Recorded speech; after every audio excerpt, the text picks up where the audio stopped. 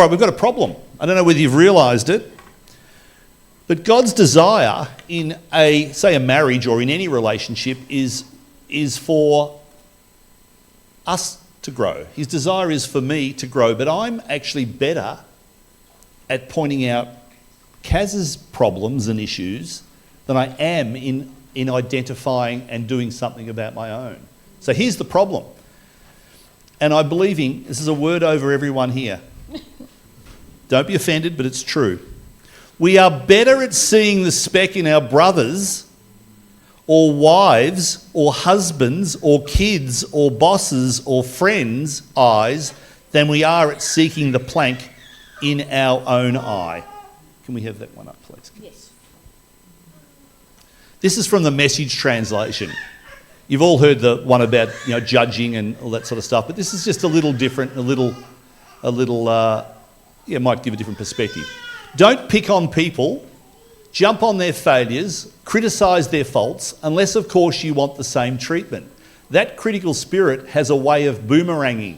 It is easy to see a smudge on your neighbour's face and be oblivious to the ugly sneer on your own. Do you have the nerve to say, "Let me wash your face for you," when your own face is distorted by contempt? It's this whole travelling roadshow mentality all over again, playing a holier-than-thou heart instead of just living your part. Wipe that ugly sneer off your own face, and then you might be fit to offer a washcloth to your neighbour. That's challenging. It's challenging because, as I said, I am much better at seeing other people's faults rather than mine. I mean, the Great Commission, Jesus was speaking to Peter and he said, "Peter, do you love me? Do you love me? Do you love me?" 3 times he said, "Love my sheep, take care of my lambs, love my people." That means even the difficult, the rude, the ugly, the dirty sheep, the ones that we struggle with. So the first key, this is 7 keys, isn't it? 7 keys to help us improve and grow in relationships. So we're going to go through these pretty quickly so the guys from Woodend and Bendigo can get off and head up for a sausage roll up at Harriettville.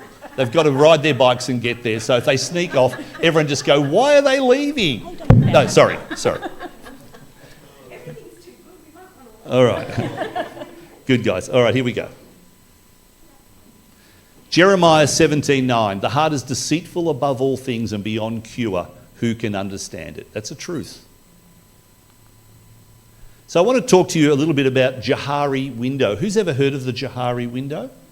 Yep.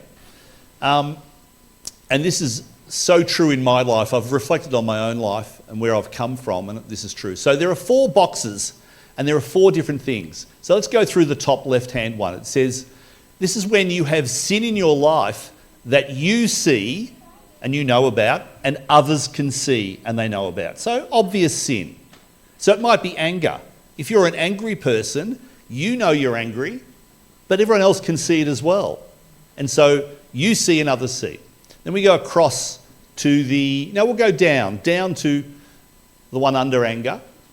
And there's the second one. It says that others see, but you don't see. So I remember this. This is before I was a Christian. I had a good mate, and I was his tennis coach, and I was a good mate, and I was organising and him in a lot of areas. I was sort of in control, but I didn't realise it. He said, "Mate, you're a control freak." And he said this to me, and I went, "What? You've got to be kidding. There's no..."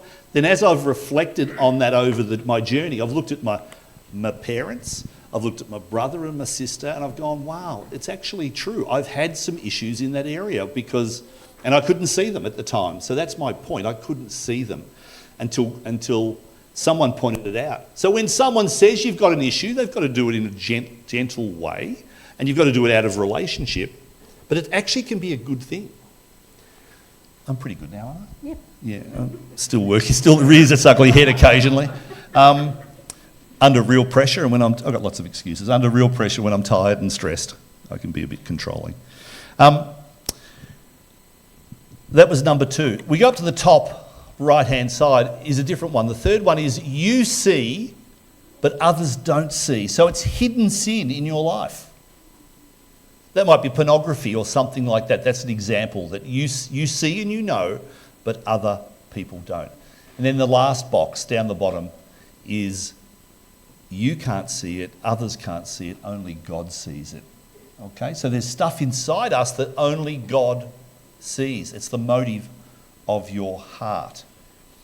And it's important that we actually open ourselves up to hear from other people. There's the story of Balaam's donkey. A lot of you would know of it in the Old Testament. And it found out that the donkey actually spoke to him, because what happened was, he was trying to make a point, and the point was anyone can speak to you. So even a donkey. So my wife speaks to me. I sometimes don't listen, and I need to be better at that, don't I? Thank you. All right, what's the next one? Kaz, this is you. So understanding ourselves can be a little bit tricky sometimes. And sometimes when we're wanting to learn about ourselves, this is what we do. So I have a new pair of glasses here. You need to stand up. Oh. See, sometimes when we look at ourselves, or even other people's, what we're doing is we're looking through a cracked lens, or a smudged or broken lens. And what we can be looking through is through our past experiences, or what other people have spoken over us, or just how, the way that we were brought up, what our parents have brought us up to believe. And sometimes this view that we have, this is what we're looking through. But it's in that time that we actually spend with God and we sit in his presence, and when we actually open ourselves up to be taught and allow people to speak into our lives, allow godly people to speak wisdom into our lives, and when we sit in the presence of God and allow him to speak to our lives, then this starts to come off. And it's then that we actually start to see through the lens of Jesus. We see ourselves through the lens of Jesus. We start to see other people through the lens of Jesus. I have to put these on now so I can see my nose. And then we often go, well, I'm good, but I actually think I am the one who has to change my partner. I see things through him or in him or her through that cracked lens, and we go, well, my job is actually to change them. Well, it's not, but God's actually going, no, I want to change you first. So we're going to play this clip. I don't know if any of you have watched The War Room. If you haven't, I recommend that you do. So it is. And that particular clip could very well be a male talking to someone as well. So we're not saying, men, this is all about you. No. It could very well easily be switched around. But when I think about that clip, I go, what is the narrative that is playing over and over in our heads? What are the words that we are speaking out, and what are the words that we are focusing on? Are they negative? Are we constantly feeding the negative things about our partner or our boss or our mate, whoever it may be? Are we constantly focusing on that? And is that what we're trying to fight against? Philippians 4:8 says, finally, brothers and sisters, whatever is true, whatever is noble, whatever is right, whatever is pure, whatever is lovely, whatever is admirable, if anything is excellent or praiseworthy, think about such things. When you start to switch the narrative in your head, you start to see not through the broken lens, but you start to see through the clearer lens, and you start to see the person that God has created them to be, and that's the person that you call out. That's what you do in prayer. Father God, I thank you for Greg. I thank you that he is a man of God. I thank you that you have great plans for him. I thank you that he is growing into the father that you have called him to be. Thank you that he is kind. Thank you that he is generous. Thank you that he is faithful to me. You call that out in them. You declare that out in the person, and you watch God start to change their heart. It's in the war room. It's in the prayer room that these things happen. That's good. Ephesians 6:12. For our struggle is not against flesh and blood, but against the rulers, against the authorities, against the powers of this dark world, and against the spiritual forces of evil in the heavenly realms.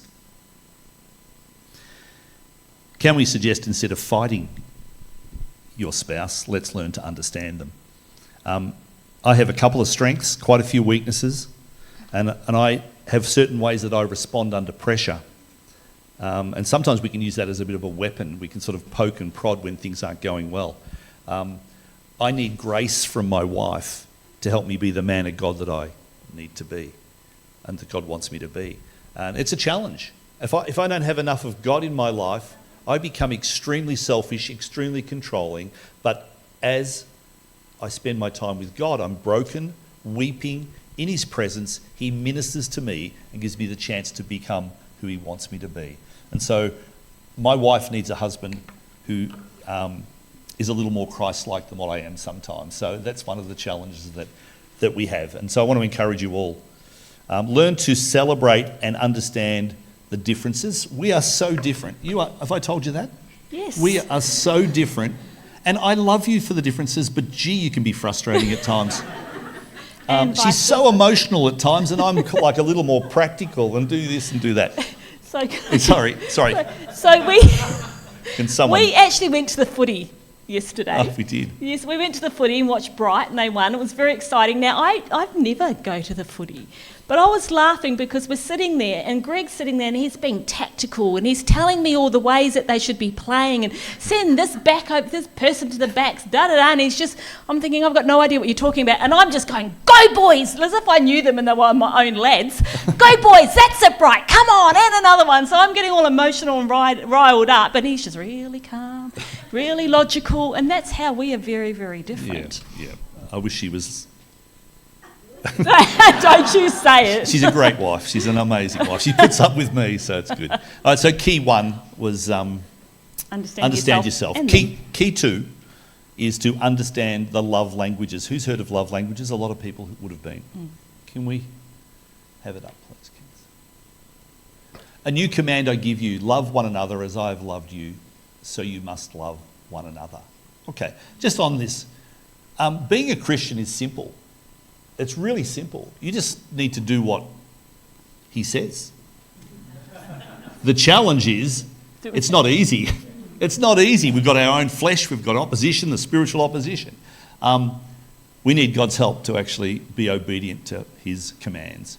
See, Jesus demonstrated his love by the 5 love languages. One of them is quality time. He spent time with people. He spent 3 years every day with his disciples. He demonstrated his love through quality time. Physical touch. He demonstrated that. He went up and healed and touched the lepers that no one would go near. Physical touch was a love language he used. Words of affirmation. The woman with the issue of the blood, he called her daughter. So he was affirming her. Acts of service. Jesus came to serve, not be served. He washed the disciples' feet. And gifts is the 5th one. He fed the 5,000 when they had no food. See, Jesus' crucifixion was the ultimate act of love. And all he requires is from us is to be living sacrifices. Oh, wow, living sacrifices. I reckon we have enough trouble being living inconveniences. When things get a little bit tough for us, we sort of back off, or we whinge and we complain, and we fall back to our own fleshly filter, and we start to struggle, and there's no difference between us as Christians and the non-Christians. I mean, when are we going to grow up, church, and actually live the way that he wants us to, so that people go, there's something different about Greg. There's something different about Kaz. I want some of that. And so the challenge is, we need to spend more time with Jesus so that he can keep transforming our heart. And he's gracious, and he's faithful, and he'll hang in there until we get there. I mean, God's been speaking to me for at least 5 years about growing in the fruits of the Spirit. And the 2 that he's been working on is self-control and gentleness. I still to this day think that my tone with my wife is gentle, and she looks at me astonished going, don't speak to me like that. I mean, it is a work in progress. God's grace is sufficient, and he will get me to that place as I surrender to him. On that, on what Greg was saying about words, so one of my main love languages is words of affirmation.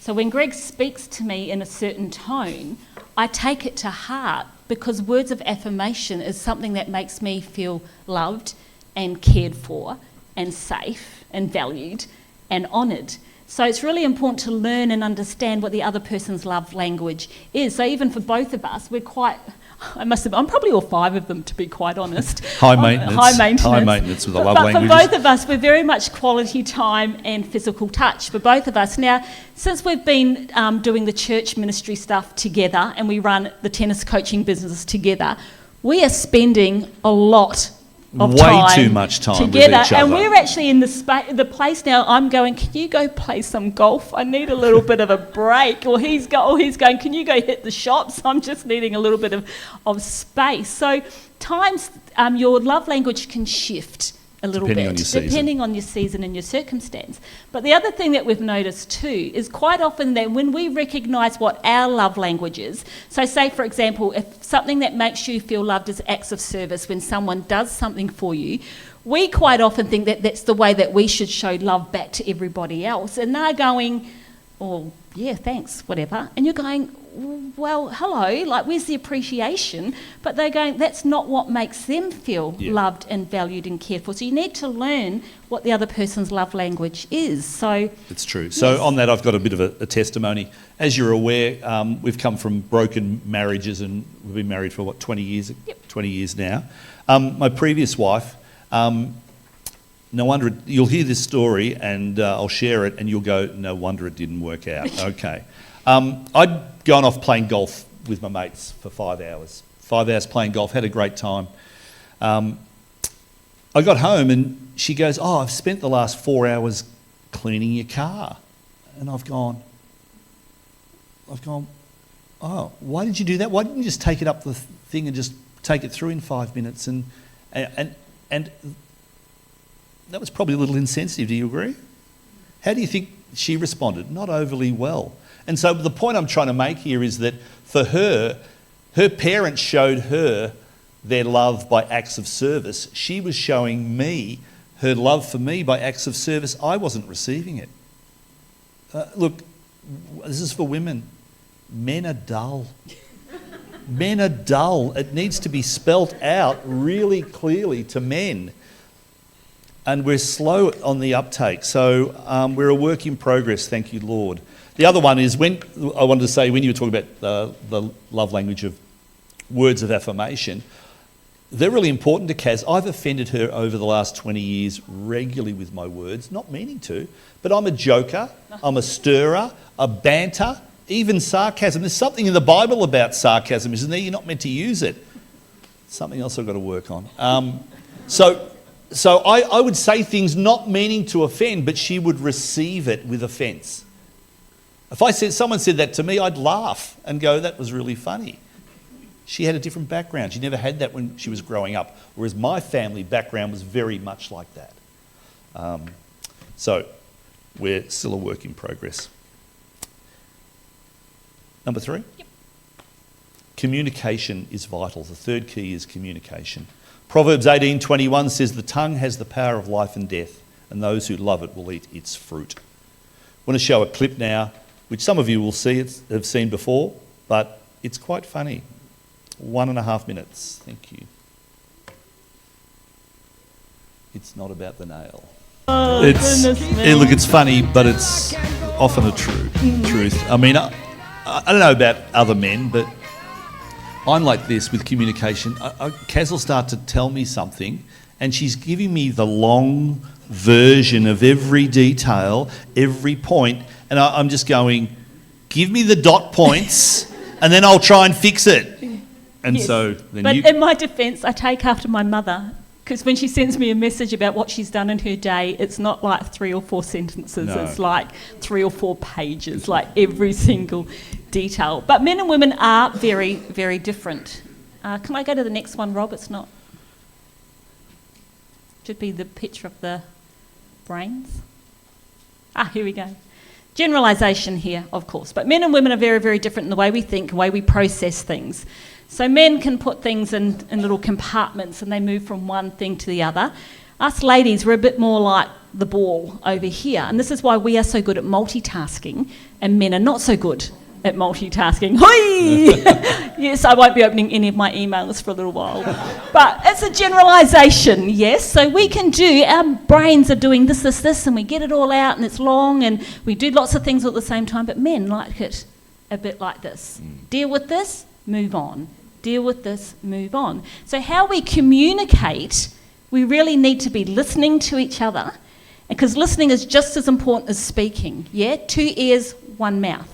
So listening is really, really important as well. I'm trying. You're trying. So James 1:19. Everyone should be quick to listen, slow to speak, and slow to become angry. So poor or no communication leads to judgment or lack of understanding. So we don't get the full picture. We start to create our own scenarios or our own outcomes based on the limited information we've got. I heard an example of this once. There was a Christian guy on a train, and the train was very busy when people were quietly reading their papers or their books, and all of a sudden the next station, a male came on with his 2 kids, and the atmosphere shifted. The kids were all over the place. They were jumping on chairs and making noise and arguing, and there was a real change in the atmosphere. So this Christian guy, with the right heart, said, I'll go and have a chat with him and see if he can settle it down with his kids, because people were getting agitated. He went up and said, look, excuse me, sir, your kids are running around and people are getting a bit upset and agitated. And he sort of looked a bit dazed and he stopped. He said, I'm really sorry. I'll do something about it. I've just come from the hospital where their mum has just passed away. His wife had just passed away. I mean, we make judgments before we get the information. As a teacher, when I was a teacher, at school, this one kid was playing up a lot in my classes. I was a sports teacher, and he'd come into class and I'd say, Daryl, go and sit down over there and stop behaving like that. If you do that again, I'm sending you to the office or something like that. And I sort of dealt with it that way, because I've got 24 kids and 40 minutes to get them going. He was playing up. This happened a few weeks over and over again, and I kept doing the same thing and pulling him out. I went to his teacher and I found out then that the parents had just separated. So what I'm saying is that I actually once I got the information, I was then able to process it and operate out of grace. And so when he was not in that place where he was mucking around last time, I'd be able to go up to him and just put my arm around him and go, hey, how you going? Do you want to have a bit of time out? You want to sit down and come back and join in? So we do need to be slow to make judgments when we've got issues that come our way. So communication is really, really important. I think I mentioned this the other week, but a Church of Christ pastor in Melbourne, Alan Meyer, who looked after Mount Evelyn, it was, and Discovery Church, he shared this at a leadership conference once about the importance of honesty in his communication. He was in charge of a big church in Melbourne, and what had happened was he was working with different colleagues, and one of them was a woman that he connected really well with, and she seemed to connect with him. And over a period of time, they actually developed feelings for each other. And he got to the stage where he thought, I'm in trouble here if I don't address this the right way. And he said, I got the courage, knowing that I had to do this, and he went to his wife and said, honey, I'm really sorry, but I've actually fallen in love with someone else at the church. And obviously that was devastating, but they were able to talk about it. She was able to support him. They put some things in place, and their marriage and his ministry grew and grew and grew because he was being open and honest. What majority, I'd say 99 out of 100 people would do, is try and hide that issue, hide that sin, hide that temptation, and then it ends up ruining marriages, ruining families. So all I'm saying is honesty is really, really important. And your communication has to be intentional. I remember when we were first married, blended family, there was at the time 4 kids between us. But every week we would have a bit of a team meeting with the kids, and they would roll their eyes every single week because they absolutely hated it. You did too. Yeah. But we would sit down every single week and talk with the kids. How are you going? Any issues? And so in any relationship, I think even if you're a boss, even, you know, having a chat with your employees, how you going, any issues. Like, it's that constant intentional communication. Otherwise, if you don't nip it in the bud quickly, what starts off as small can grow into something really, really big. So being intentional. It's good. Key 4, of developing and growing better relationships is dealing with conflict in a healthy and godly manner. Ephesians 4:26 to 27 in the Amplified says this: "Be angry at sin, at immorality, at injustice, at ungodly behaviour, yet do not sin. Do not let your anger cause you shame, nor allow it to last until the sun goes down, and do not give the devil an opportunity to lead you into sin by holding a grudge or nurturing anger, harbouring resentment or cultivating bitterness." So I've never been very good at confrontation and dealing with conflict. It's a learned thing because either was my mum, and so I saw how she dealt with conflict, and I actually found out as I look back, I actually was dealing with it at exactly the same thing. But for me, I would just push things down. Like Greg and I would have an issue, we'd sort it out. Well, he thought we'd sorted it out. He would say, "I'm sorry, will you forgive me?" And then 3 months later, we'd be arguing about something else, and what's coming out of me is what he thought we had dealt with 3 months earlier. So I'd be sitting there, and it would come out like verbal vomit. So it would stink. That's how it would come out, because I had allowed it to fester and grow within me. So how I dealt with it was not in a pleasant way, and it's had to be something I've had to learn to do better.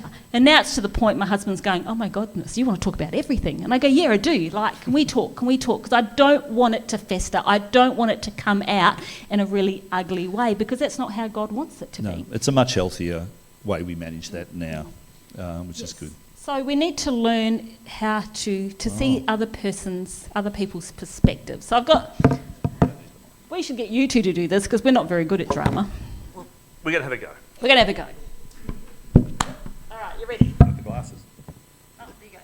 So, first side of the room. Sorry, you guys probably can't see. The side of the room, you're on team pad. All right? Team pad. Got it? Right. This side of the room, you're on team green. Rightio. Okay? And we will be nice. Cool. All right. All right. Oh, look, you wouldn't believe what happened this way. Did you see? This is actually black over here. What have you got over your side? White. But it's obviously black. Can you see that, guys? What is it? Wait, get back here. No. Team Cass. What is it? White. Thank you. No, I wouldn't have thought so. Yeah, why don't you borrow these? They'll help you see it. You're definitely seeing it in the wrong. No, it's white. How can you possibly think it's black? Like, I don't know what side of the fence you're sitting on, but on this side is the right side. It's white. I don't know the box. Come have a look at it from my perspective. Well, how about you come over here and look at it? Oh.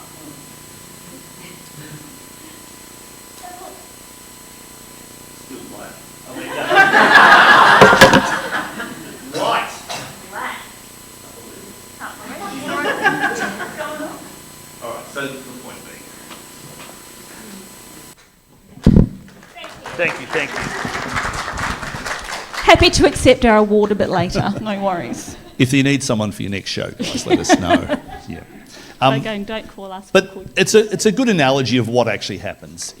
We only see things from our own perspective, our own viewpoint, and we do not see the full 360. When we're counselling people, marriages and that sort of stuff, we're going, you are not totally right. You're seeing it through your own filter and your own perspective. There are aspects of what you're saying are correct, but it's not the full picture.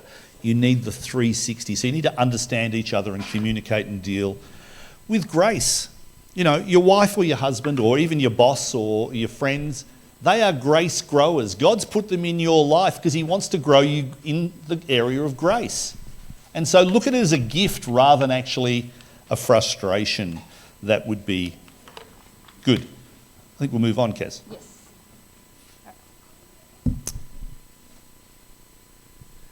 Intimacy in the marriage. Wow. If you're under 18, block your ears. No. Intimacy in the marriage. I need to apologise to Lorkie, because when he came to the marriage seminar, we were talking about it, and it was pretty open and honest. And Lorkie, 18, came along. I think I mentioned it before, but I asked him, would you mind doing a 5-minute presentation on what they spoke about at church?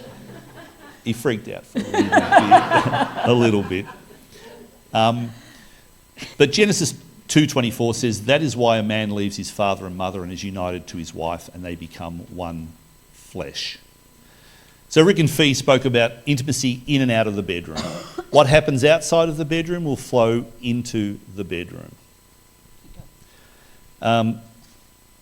It's you. Oh, it is. It's got my name. So for me, I believe what happens outside of the bedroom, the intimacy outside of the bedroom is just as important, if not sometimes for a female, I will generalise again, even maybe more so at times. For a male, though, I reckon for a male, intimacy with your wife, it really sums up the 5 love languages in one expression. I'm going to explain that. Because when we're intimate, it's a gift. I give her myself. It's a gift. I'm tongue-in-cheek here, so just play. It's a gift. It's an act of service. It's quality time. I tell her I love her. It's words of affirmation. And it's physical touch. So that's what a male thinks sometimes. That's all I need to do. And I've demonstrated, and I say I don't have to demonstrate love to her in any other way now. I'm good. Tongue-in-cheek, but often that can be the case with men. I've got a testimony here. Did you write this down on me? It's pretty vulnerable, but anyway. 18 months ago, I had my prostate removed. It was a difficult period. And my wife, going through seasons, how do I say this? A season in her life where... I'm 55, that should say no more. I don't have to say any more, the ladies will understand. She has her own personal summer. So we, as a couple, the intimacy side of things has been extremely difficult. But God spoke to me during that, because I'm going, God, you need to help us. This is an important part of our relationship that's lacking, that's missing. And I felt God speak to me and go, it's good, Greg. I want to give you an opportunity to demonstrate your love to her in some other ways. Do you understand where I'm coming from here? For me, it was like, this is one of my major expressions of it. It's important to me, Lord. He goes, I want you to show it in some other ways. So I've got better in some of those other areas and actually demonstrated those, and that's meant more to her. So that's it there. We'll move on. Difficult subject to address in church. Key 6, raising kids. Anyone got kids here? Anyone had kids? Rightio. We're going to go through this in about 3 minutes. Proverbs 22:6 says, train up a child in the way he should go, and when he is old, he will not depart from it. See, kids are a great blessing, a great responsibility as well, and hard work at times. Bringing up children requires commitment and intentionality. We need to learn to recognise a bid for connection. So you want to explain that with Michaela? So has anyone heard of that expression, a bid for connection? All right, so the best way to describe it is by an example. So Greg and I, one night we were just watching TV, and then our daughter Michaela, who dances, she comes and she stands right in front of us and starts dancing. So what she's saying is, Mum and Dad, I'm wanting your connection. I'm wanting your attention. And my response was, it's a really close game of football at the moment. My side's 2 points down with 4 minutes to go. Can we hold off on this?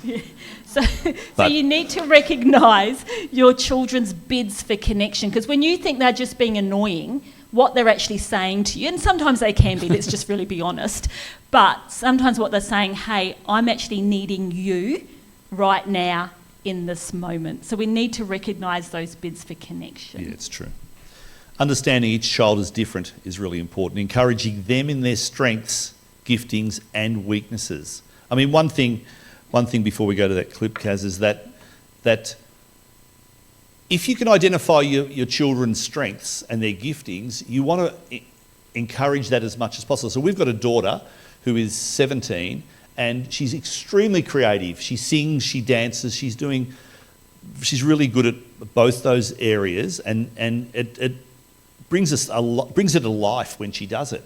So we made a decision as a husband and wife that we wanted to invest in that because she'd had trouble finding that in the regional areas. There wasn't much around. So we lived in Yarrawonga. She was going to dance training and dance classes in Cobram, half an hour away. And so she was doing 15 hours a week. 15 hours a week. So for 2 years, we'd be driving back and forth, dropping her off, picking her up, taking her to stuff all over the place. We just felt to do it. We didn't do it on a Sunday. We chose to actually put a boundary in and say, look, if there's an occasional Sunday, you can go, but we'll be committed to the spiritual aspect of raising you up. And she understood that. And so it was a really positive thing for her. But with weaknesses, she's not very analytical, very creative, not very analytical. So I had 5 years of trying to teach her the times tables from grade 3 to year 7. And now she knows that 8 times 7 is 56. But what happened was she developed perseverance and character through the weaknesses that they have. So when they're giftings and strengths, you want to encourage them as much as possible for the passions. But when there are weaknesses or deficiencies or areas where they're not strong at, you want to actually help them develop character and spiritual gifts through that. Does that make sense? Yeah. And being present in their lives is really important. Let's watch this. You know what I love about that prayer? Is it was nothing about herself. She's got a kingdom focus. And I want to encourage you, church, as you spend more time in his presence, his will is that we would have the same priorities as him. And his heart is that none shall perish. There are people in this community, in your area of influence, in your sphere of influence that are desperately in need of answers. We have the answer. We just have to be sensitive to the Spirit and step out in faith. Love, build relationship until they say, tell me about what's so different about you. And so I want to encourage you and challenge you to be hearers, not just hearers of the word, but doers of the word. Kaz and I are unapologetic about what we feel God is wanting to do. This church is central to a move of God in this region. And it will be determined by how much individually and corporately we are united in this.